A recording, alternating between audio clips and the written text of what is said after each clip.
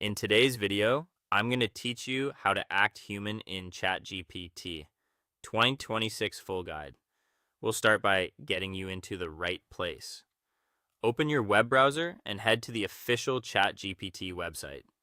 Sign into your account so you land on your personal dashboard. Once you're in, look toward the lower left corner for your profile icon. Click it, and from the menu that appears, select Settings. This takes you to the control center where you can shape how ChatGPT sounds and behaves in your conversations. Inside Settings, find the Personalization section. This is where the overall interaction style is managed. Choose Default Mode. This mode is tuned to feel like a real back and forth with a person, balanced, responsive, and natural, so you get warmth and clarity without losing accuracy. Next, fine-tune the tone and style.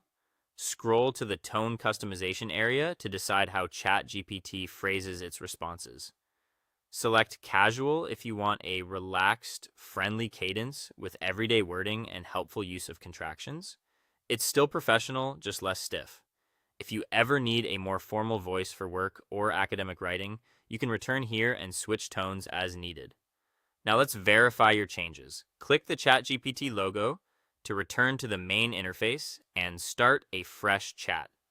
Send a quick message to test the waters, something simple like asking for tips or a brief plan, and notice the shift in phrasing and flow.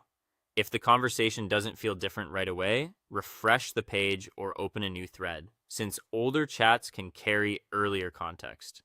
To push the human-like feel even further, use prompt engineering right in your message.